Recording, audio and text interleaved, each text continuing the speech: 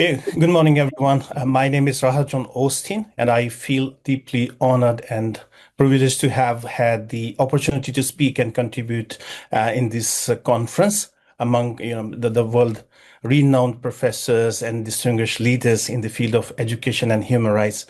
I'm deeply grateful to the University of London for granting me a full scholarship for my Master of Laws, LLM.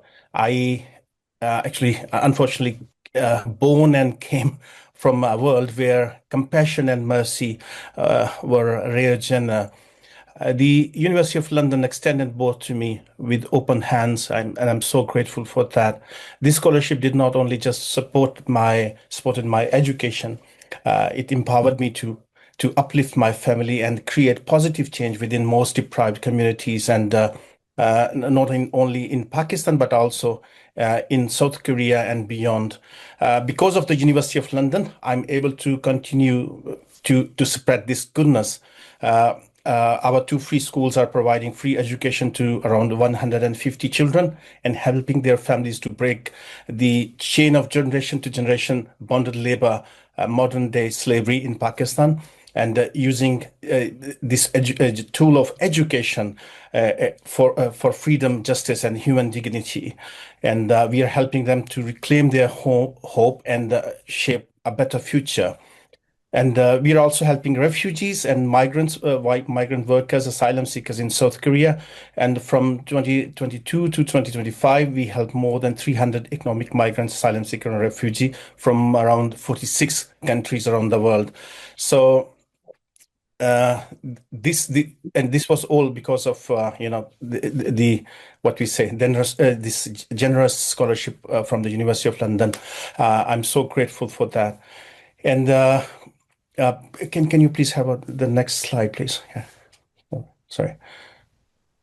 Okay. Thank you. And thank you joining for this session. Yeah. Can you the first slide? Yeah. So I will share my personal experience with distance learning and how this shaped my educational journey. And I hope that my describing these challenges I faced and these strategies that helped me, I can offer some encouragement and practical ideas for others in similar circumstances. I also hope that these reflection will help educational institutions better understanding the specific need and the situation of students who rely on the distance learning.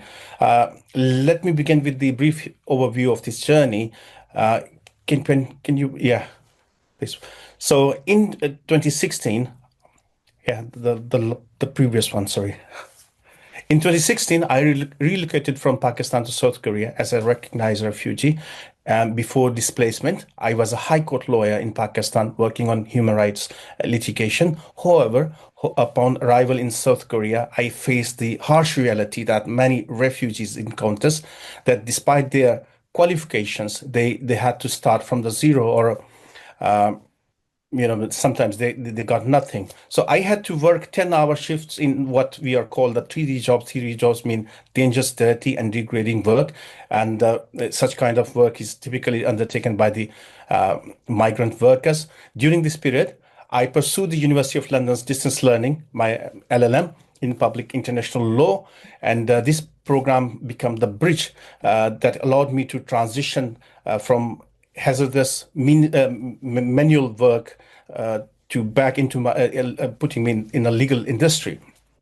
And that's what make this case particularly significant, is that this transformation had a ripple effect beyond my individual career. It impacted the refugees community here in South Korea and the children in bonded labor back in Pakistan, where I and my family and friends continue to support these free school. Next slide, please.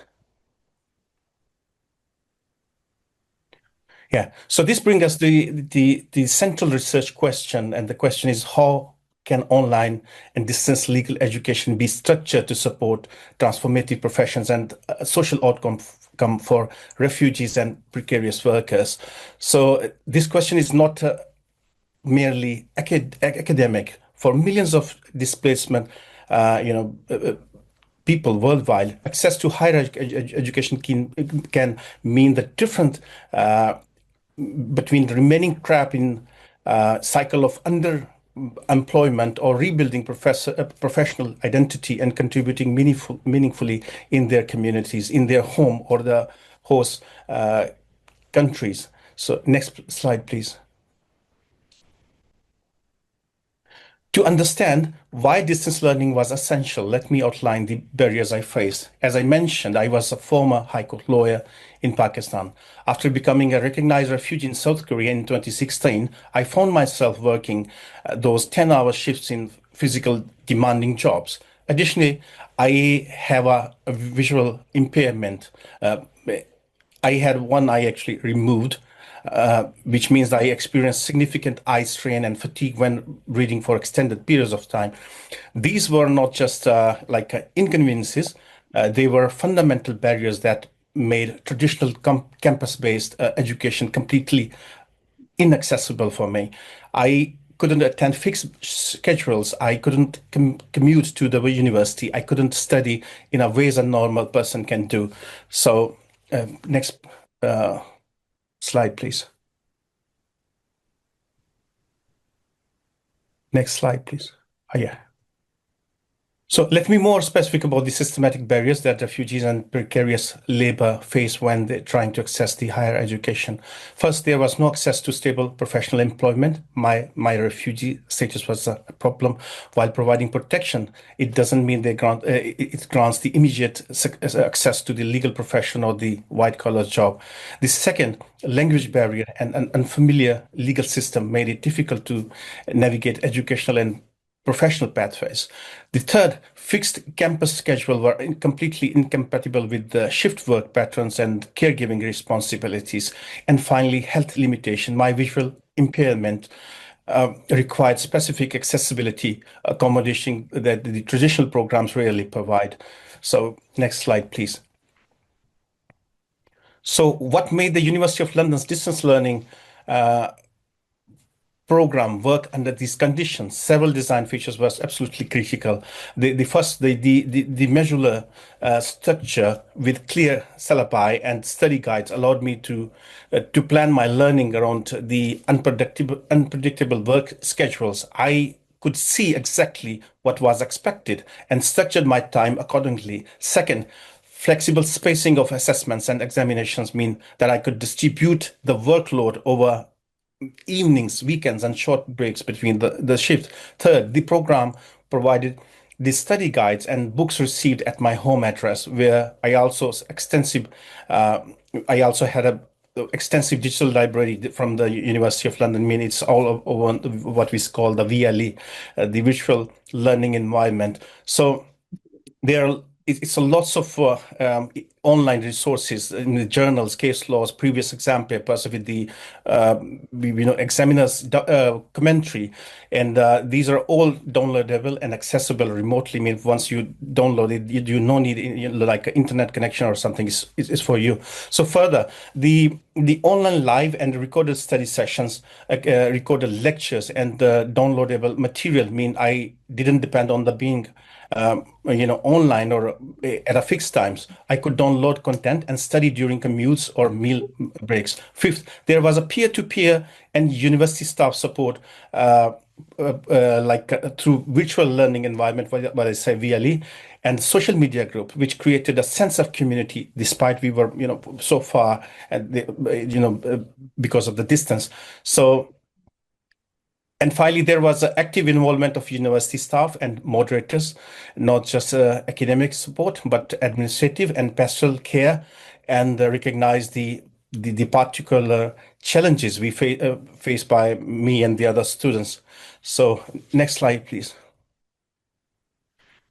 So accessibility features of University of London were equally vital for someone with a person like me with the visual impairment, partial visual impairment, and limited connectivity.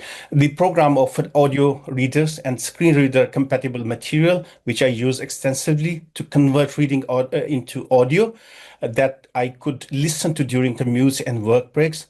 Online access to resources was crucial. I didn't need stable, high-speed internet at fixed times, which is often unrealistic for learners in low-wage jobs or unstable housing.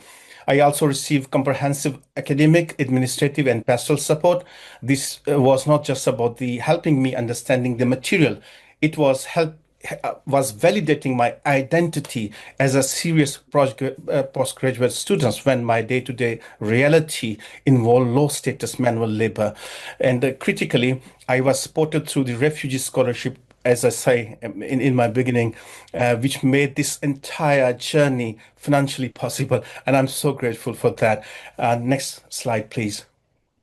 John, can I ask you to perhaps provide us with your last sort of conclusion for this section?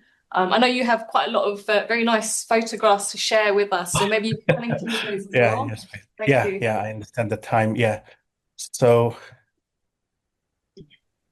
yeah, can we go to the last conclusion? I mean, yeah, let's start the conclusion. Yeah. Sorry. So not about the practical study methods. We are gonna skip the study methods, you say? Yes, please, if you All don't right. mind. Sorry. All right.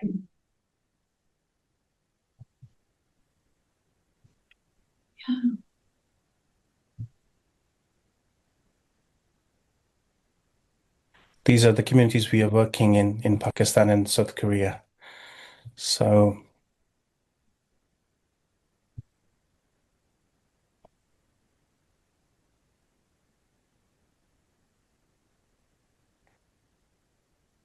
s-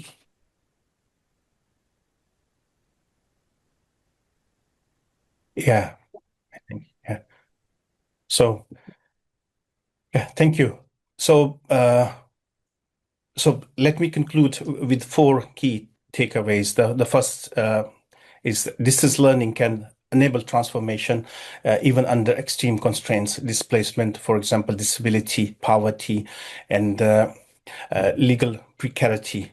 Need not to be insurmountable barriers. Second, intentional design makes the difference between access and exclusion. The specific features I have outlined: flexibility, accessibility, hostelic support, practical study methods were not nice to have additions, they were essential enablers. And third, a single program can create academic community impacts, cascading community impacts. My individual education translated into material support for bonded labor children, legal services for refugees and asylum seekers, and policy advocacy that benefits the entire community. And for this case, demonstrate that distance education can and should be understood as a social justice tool, not just an educational option, but a deliberate instrument for expanding rights, freedoms, and opportunities for marginalized population. And when we design online program with this justice oriented purpose, we can create pathways not just for individual advancement, but for community level transformation. Thank you. Thank you very much.